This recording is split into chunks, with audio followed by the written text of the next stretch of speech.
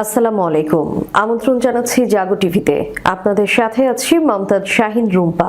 শুরুতেই জানাবো আপডেট।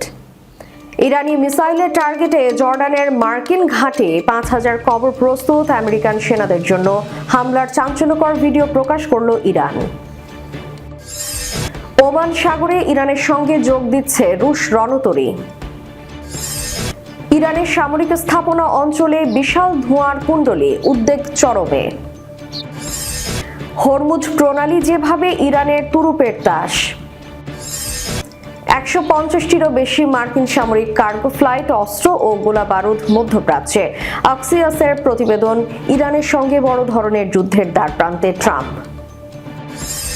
চীনা রোবটকে নিজেদের উদ্ভাবন দাবি করে বিপাকে ভারতের বিশ্ববিদ্যালয়, সমালোচনার ঝড়।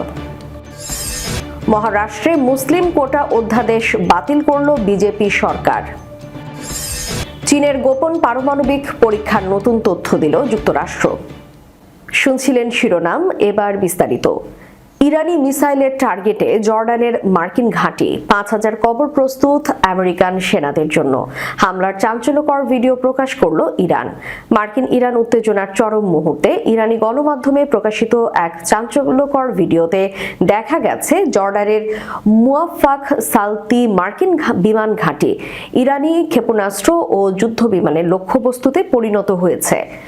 ভিডিও প্রকাশের কয়েক ঘন্টা পরেই তেহরান টাইমসের এক প্রতিবেদনে দাবি করা হয়, তেহরানের বাইরে মার্কিন সেনাদের জন্য ৫,০০০ কবর প্রস্তুত রাখা হয়েছে, যাতে যে কোনো সংঘাতে নিহত মার্কিন সেনাদের দাফন নিশ্চিত করা যায়। ইরানি রাষ্ট্রায়ত্ত মিডিয়ায় প্রকাশিত এই ভিডিওতে মুয়াফফাক সালতি বিমান ঘাঁটির বাস্তব উপগ্রহ চিত্র ও এরিয়াল ফুটেজ দেখানো হয়েছে। এরপর কম্পিউটার জেনারেটেড ইমেজারিতে ইরানি যুদ্ধ বিমান ও ক্ষেপণাস্ত্রকে ঘাঁটির উপর নজরদারি ও লক অন করতে দেখা যায়। ভিডিওটির শেষে ফার্সি ভাষায় লেখা, আমরা দেখছি, আমরা প্রস্তুত। মুয়াফফাক সালতি বিমান ঘাঁটি জর্ডানের উত্তর পূর্বাঞ্চলে অবস্থিত এবং ইরাক ও সিরিয়ার সীমান্তের কাছে। সাম্প্রতিক মাসগুলোতে এখানে মার্কিন সামরিক উপস্থিতি উল্লেখযোগ্যভাবে বাড়ানো হয়েছে এবং এই ঘাঁটি ইরানের সীমান্ত থেকে মাত্র কয়েকশো কিলোমিটার দূরে অবস্থিত, যা ইরানের দূরপাল্লার ক্ষেপণাস্ত্রের সহজ নাগালের মধ্যে। এই ভিডিও ও কবর প্রস্তুতের খবর প্রকাশ পেয়েছে এমন এক সময়ে সামরিক প্রস্তুতি ও মনস্তাত্ত্বিক যুদ্ধ চরমে উঠেছে।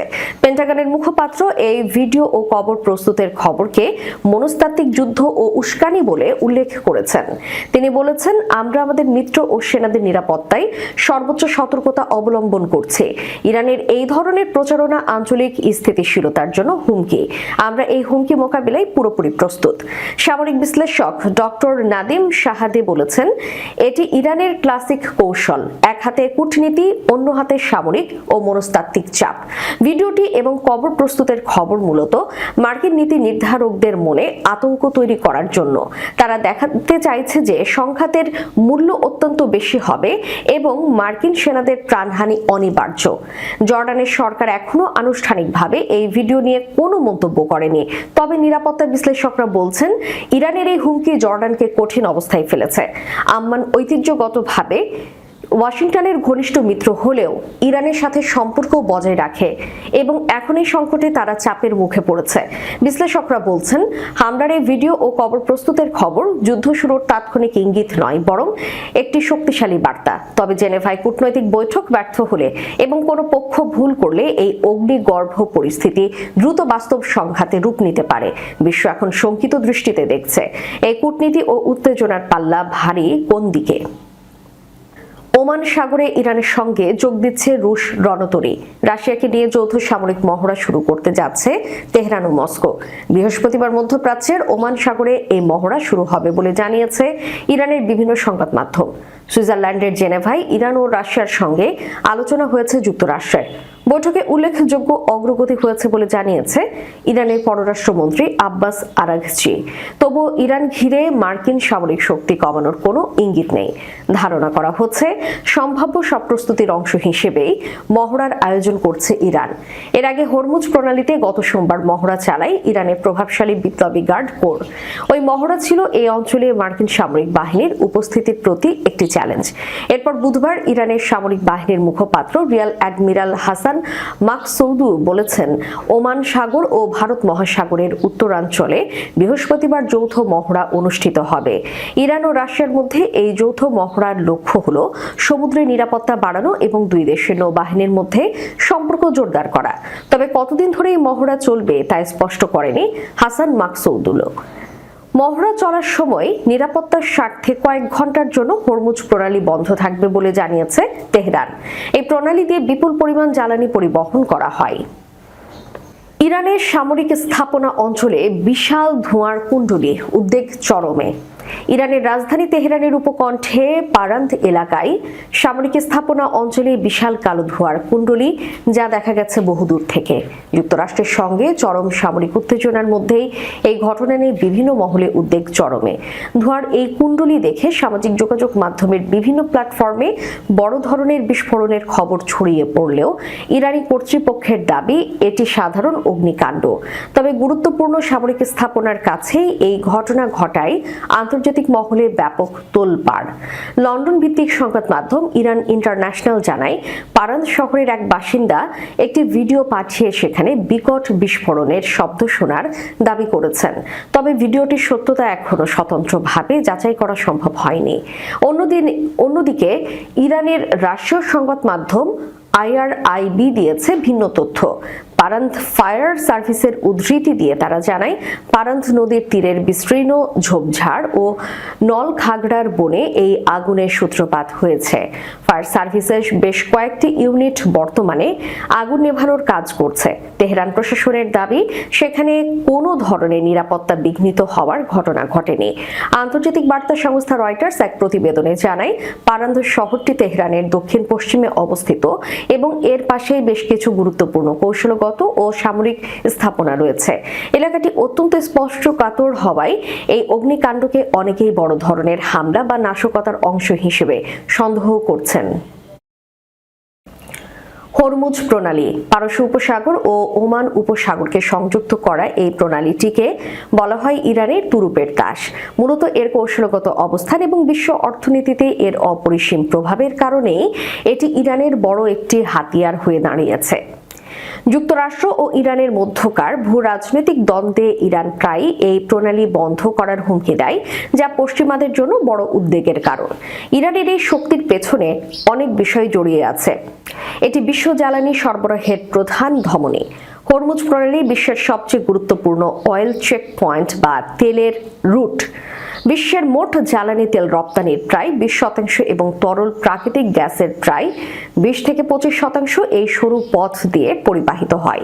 সৌদি আরব, সংযুক্ত আরব আমিরাত, কুয়েত, ইরাক এবং কাতারের মতো দেশগুলোর তেল রপ্তানির জন্য এই পথ ছাড়া তেমন কোনো কার্যকর বিকল্প নেই। ইরান যদি এটি বন্ধ করে দেয়, তবে বিশ্ববাজারে তেলের দাম এক ধাক্কায় আকাশচুম্বী হতে পারে। হরমুজ প্রণালী ইরানের ভৌগোলিক সুবিধা ও সামরিক নিয়ন্ত্রণের একটি শক্তিশালী অস্ত্র। এই প্রণালীটি মাত্র 21 মাইল প্রশস্ত এবং জাহাজ চলাচলের লেনগুলো আরও সংকীর্ণ। প্রণালীটির উত্তর উপকূল ইরানের নিয়ন্ত্রণে। ইরান এখানে অসংখ্য ক্ষেপণাস্ত্র ঘাঁটি, ড্রোন এবং দ্রুতগামী নৌযান মোতায়েন করে রেখেছে। ইরান যদি সমুদ্রে মাইন বিছিয়ে দেয়, তবে তা পরিষ্কার করে জাহাজ চলাচলের উপযোগী করতে মার্কিন নৌবাহিনীর কয়েক সপ্তাহ বা মাস লেগে যেতে পারে, যা বিশ্ব অর্থনীতির জন্য হবে বিপর্যয়কর। এই বন্ধ হলে মার্কিন ও বিশ্ব অর্থনীতিতে আঘাত হানবে। যুক্তরাষ্ট্র সরাসরি এই প্রণালীর উপর আগের মতো নির্ভরশীল না হলেও বিশ্ব অর্থনীতি এর উপর দাঁড়িয়ে। তেলের দাম বাড়লে যুক্তরাষ্ট্রের জ্বালানির দাম বাড়বে এবং বিশ্বজুড়ে পণ্য পরিবহনের খরচ বেড়ে যাবে, যা মার্কিন অর্থনীতিতে তীব্র মুদ্রাস্ফীতি তৈরি করতে পারে। জাপান, দক্ষিণ কোরিয়া, ভারত ও চীনের মতো মার্কিন মিত্র দেশগুলো তাদের জ্বালানি চাহিদার বড় অংশের জন্য এই পথের উপর নির্ভরশীল। এই পথ বন্ধ হলে মিত্রদের চাপে যুক্তরাষ্ট্রকে কৌশলগতভাবে পিছু হটতে হতে পারে। ইরান জানে যে তারা সরাসরি প্রথাগত যুদ্ধে যুক্তরাষ্ট্রের বিশাল নৌবহরকে হয়তো হারাতে পারবে না, কিন্তু হরমুজ প্রণালী বন্ধের হুমকি নিজেই একটি বড় অস্ত্র।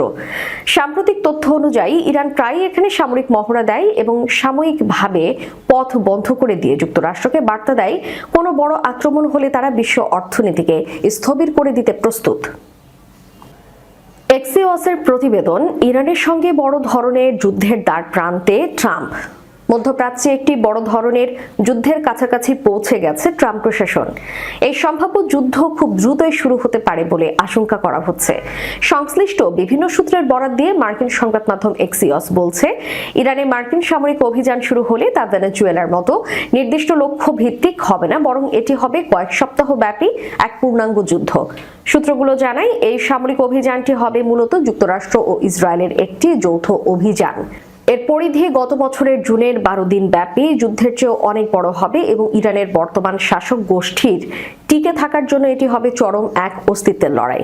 এই যুদ্ধ পুরো মধ্যপ্রাচ্যে এক নাটকীয় প্রভাব ফেলবে এবং ট্রাম্পের বর্তমান মেয়াদের বাকি 3 বছরের উপর এর ব্যাপক প্রভাব থাকবে। তবে কংগ্রেস এবং জনসাধারণের মনোযোগ অন্যদিকে থাকায় মধ্যপ্রাচ্যে এক দশকের মধ্যে সবচেয়ে বড় এই সামরিক হস্তক্ষেপের বিষয়ে তেমন আলোচনা বা বিতর্ক হচ্ছে খুবই কম। এর মধ্যে মার্কিন vice president JD Vance Fox নিউজকে বলেছেন, আলোচনা কিছু দিক থেকে ভালো হয়েছে, তবে প্রেসিডেন্ট ট্রাম্প কিছু রেড লাইন বা চূড়ান্ত সীমা নির্ধারণ করে দিয়েছেন। ইরানিরা এখানে সেগুলো মানতে বা তা নিয়ে কাজ করতে রাজি হয়নি। কিন্তু এবারের আলোচনায় কোনো ফল না আসা মানে সব ধরনের কূটনৈতিক পথ চিরতরে বন্ধ হয়ে যাচ্ছে। বর্তমানে মধ্যপ্রাচ্যে ট্রাম্পের যুদ্ধ বহরে যুক্ত হয়েছে 2টি বিমানবাহী রণতরী, 1 ডজন যুদ্ধ জাহাজ, শত শত যুদ্ধ বিমান এবং একাধিক আকাশ প্রতিরক্ষা ব্যবস্থা। এর মধ্যে কিছু যুদ্ধ সরঞ্জাম এখনো পৌঁছানোর পথে। 150টিরও বেশি মার্কিন সামরিক কার্গো ফ্লাইট অস্ত্র ও গোলা বারুদ মধ্যপ্রাচ্যে সরিয়ে দিয়েছে। ইরানের সঙ্গে এই অচলাবস্থা এত দীর্ঘ সময় ধরে চলছে যে অনেক আমেরিকান এর প্রতি উদাসীন হয়ে পড়েছেন। কিন্তু সূত্রগুলো বলছে, যুদ্ধ অনেকের ধারণার চেয়েও আগে এবং অনেক বড় আকারে শুরু হতে পারে। ট্রাম্প যেভাবে সামরিক ও বাগাড়ম্বর পূর্ণ প্রস্তুতি নিয়েছে, তাতে ইরানের পারমাণবিক কর্মসূচি নিয়ে বড় ধরনের ছাড় না পাওয়া পর্যন্ত তার পক্ষে পিছু হটা কঠিন হবে। তার উপদেষ্টারা মনে করেন না যে এত বিপুল যুদ্ধ সরঞ্জাম মোতায়েন করা কেবল একটি ধাপ্পাবাজি। ট্রাম্পের ক্ষেত্রে যে কোনো কিছুই ঘটতে পারে, তবে আলোচনার ব্যর্থতা সরাসরি হামলারই ইঙ্গিত দিচ্ছে। চীনা রোবটকে নিজেদের উদ্ভাবন দাবি করে বিপাকে ভারতের বিশ্ববিদ্যালয়, সমালোচনার ঝড়। ভারতের রাজধানী নয়াদিল্লিতে চলমান কৃত্রিম বুদ্ধিমত্তা এআই শীর্ষ সম্মেলনে একটি চীনা তৈরি রোবোটিক কুকুরকে নিজেদের অভ্যন্তরীণ উদ্ভাবন হিসেবে মিথ্যাভাবে উপস্থাপন করার অভিযোগ উঠেছে দেশটির একটি বেসরকারি বিশ্ববিদ্যালয়ের বিরুদ্ধে। এ নিয়ে ভারত জুড়ে সমালোচনার ঝড় উঠেছে। নয়াদিল্লিতে ভারত সরকারের আয়োজিত এআই ইম্প্যাক্ট সামিটে এই বিতর্কের সূত্রপাত হয়। সামিটে অংশ নেওয়া গ্রেটার নয়ডা ভিত্তিক গ্যালগেটিয়াস বিশ্ববিদ্যালয়ের যোগাযোগ বিভাগের অধ্যাপক নেহা সিং রাষ্ট্রীয় সম্প্রচার দূরদর্শন নিউজকে দেওয়া সাক্ষাৎকারে ওরিয়ন নামে একটি রোবোটিক কুকুর দেখিয়ে দাবি করেন এটি গ্যালগেটিয়াস বিশ্ববিদ্যালয়ের সেন্টার অব এক্সিলেন্স তৈরি করেছে। তার এই সাক্ষাৎকারটি দ্রুত সোশ্যাল মিডিয়ায় ভাইরাল হয়ে যায়। সেখানে ব্যবহারকারীরা রোবোটিক কুকুরটিকে ইউনিট্রি গো টু হিসেবে শনাক্ত করেন, যা চীনের ইউনিট্রি রোবোটিক্স কোম্পানির নির্মিত একটি বাণিজ্যিকভাবে রোবট। এটি বিশ্বজুড়ে গবেষণা ও শিক্ষামূলক পরিবেশে ব্যাপকভাবে ব্যবহৃত হয়। এদিকে সত্য প্রকাশিত হওয়ার পর সম্মেলনের আয়োজকরা গ্যালগেটিয়াস বিশ্ববিদ্যালয়কে অবিলম্বে তাদের প্রদর্শনী স্টল খালি করার নির্দেশ দিয়েছে। মহারাষ্ট্রে মুসলিম কোটা অধ্যাদেশ বাতিল করল বিজেপি সরকার। ভারতের মহারাষ্ট্র রাজ্যের সরকারি, আধা সরকারি চাকরি এবং শিক্ষাক্ষেত্রে মুসলিমদের জন্য কোটা সংক্রান্ত অধ্যাদেশ বাতিল করল দেবেন্দ্র ফড়নবিশের নেতৃত্বাধীন মহাজোটের সরকার। 2014 সালে ওই কোটা চালুর প্রস্তাব করে কংগ্রেস এবং এনসিপির জোট সরকার। 2014 সালে মহারাষ্ট্রের বিধানসভা নির্বাচনের কয়েক মাস আগে রাজ্যের সরকারি চাকরি এবং শিক্ষাক্ষেত্রে স্পেশাল ব্যাকওয়ার্ড ক্লাস এই ক্যাটাগরির জন্য 5% কোটা চালু করার প্রস্তাব দিয়ে একটি অধ্যাদেশ জারি করে তৎকালীন কংগ্রেস এনসিপি সরকার। রাজ্যের মুসলিমদের একটা বড় অংশকে ওই স্পেশাল ব্যাকওয়ার্ড ক্লাসের এ ক্যাটাগরির অন্তর্ভুক্ত করা হয়। ওই অধ্যাদেশে কার্যকর হলে রাজ্যের সব সরকারি চাকরি ও শিক্ষাক্ষেত্রে 5% পর্যন্ত কোটা চালু হতে পিছিয়ে পড়া মুসলিমদের জন্য। কিন্তু এই অধ্যাদেশটি জারি করার পরে সেটিকে চ্যালেঞ্জ করে বম্বে হাইকোর্টে মামলা দায়ের হয়। পরে হাইকোর্ট ওই অধ্যাদেশ স্থগিতাদেশ দেয়। তাছাড়া নিয়ম অনুযায়ী কোনো অধ্যাদেশ বজায় রাখতে গেলে জারি হওয়ার 6 মাসের মধ্যে আইনসভায় বিল এনে সেটিকে আইনে পরিণত করতে হয়। সমস্যা হলো এর মধ্যেই মহারাষ্ট্রে সরকার বদলে যায়, ক্ষমতায় আসে বিজেপি, ফলে ওই অধ্যাদেশ 8 দিনের আলো দেখেনি। চীনের বিরুদ্ধে 2020 সালে একটি ভূগর্ভস্থ পারমাণবিক পরীক্ষা চালানোর অভিযোগ এনে এর নতুন তথ্য প্রকাশ করেছে যুক্তরাষ্ট্র। মঙ্গলবার ওয়াশিংটনের থিঙ্ক ট্যাঙ্ক হাডসন ইনস্টিটিউটে আয়োজিত এক অনুষ্ঠানে মার্কিন স্টেট ডিপার্টমেন্টের সহকারী সচিব ক্রিস্টোফার ইয়াং এই তথ্য জানায়। ব্রিটিশ বার্তা সংস্থা রয়টার্স এই খবর জানায়। ক্রিস্টোফার ইয়াং জানান, 2020 সালের 22 জুন পশ্চিম চীনের লোকনর পরীক্ষা কেন্দ্রে একটি বিস্ফোরণ শনাক্ত করেছিল কাজাখস্তানের একটি রিমোট সিসমিক স্টেশন। রিক্টার স্কেলে এর মাত্রা ছিল 2.75। পারমাণবিক প্রকৌশলে ডক্টরেটধারী সাবেক এই গোয়েন্দা বিশ্লেষক বলেন, অতিরিক্ত তথ্য পর্যালোচনার পর আমি বলতে পারি এটি একটি একক বিস্ফোরণ ছাড়া অন্য কিছু হওয়ার সম্ভাবনা খুব কম। এটি খনি বিস্ফোরণ বা ভূমিকম্পের বৈশিষ্ট্যের সঙ্গে মেলে না বলেও তিনি দাবি করেন। ইয়াওয়ানের মতে, চীন ওই পরীক্ষার তথ্য গোপন করতে ডিকাপলিং পদ্ধতি ব্যবহার করেছে। এই পদ্ধতিতে একটি বড় ভূগর্ভস্থ প্রকোষ্ঠের ভেতরে বিস্ফোরণ ঘটানো হয় যাতে আশপাশের পাথরে কম্পন কম সৃষ্টি হয় এবং বাইরে থেকে শনাক্ত করাও কঠিন হয়। তবে এই অভিযোগকে সম্পূর্ণ ভিত্তিহীন বলে উড়িয়ে দিয়েছে ওয়াশিংটনে অবস্থিত চীনা দূতাবাস। দূতাবাসের মুখপাত্র লিউ পেইয়ুং এক বিবৃতিতে বলেন, এটি যুক্তরাষ্ট্রের নিজস্ব পারমাণবিক পরীক্ষা পুনরায় শুরু করার একটি অজুহাত মাত্র। তিনি একে রাজনৈতিক কারসাজি হিসেবে অভিহিত করে যুক্তরাষ্ট্রকে পারমাণবিক নিরস্ত্রীকরণের প্রতিশ্রুতি বজায় রাখার আহ্বান জানান। শেষ করার পূর্বে সংবাদ শিরোনামগুলো জানাবো আরও একবার। ইরানি মিসাইলের টার্গেটে জর্ডানের মার্কিন ঘাটে 5000 কবর প্রস্তুত। আমেরিকান সেনাদের জন্য হামলার চাঞ্চল্যকর ভিডিও প্রকাশ করল ইরান। ওমান সাগরে ইরানের সঙ্গে যোগ দিচ্ছে রুশ রণতরী। ইরানের সামরিক স্থাপনা অঞ্চলে বিশাল ধোঁয়ার কুণ্ডলী, উদ্বেগ চরমে। হরমুজ প্রণালী যেভাবে ইরানের তুরুপের তাস। 150টিরও বেশি মার্কিন সামরিক কার্গো ফ্লাইট, অস্ত্র ও গোলাবারুদ মধ্যপ্রাচ্যে। অক্সিয়াসের প্রতিবেদন, ইরানের সঙ্গে বড় ধরনের যুদ্ধের দ্বারপ্রান্তে ট্রাম্প। চীনা রোবটকে নিজেদের উদ্ভাবন দাবি করে বিপাকে ভারতের বিশ্ববিদ্যালয়, সমালোচনার ঝড়। মহারাষ্ট্রে মুসলিম কোটা অধ্যাদেশ বাতিল করল বিজেপি সরকার। চীনের গোপন পারমাণবিক পরীক্ষার নতুন তথ্য দিল যুক্তরাষ্ট্র। এতক্ষণ আমাদের সাথে থাকার জন্য ধন্যবাদ। আল্লাহ হাফেজ।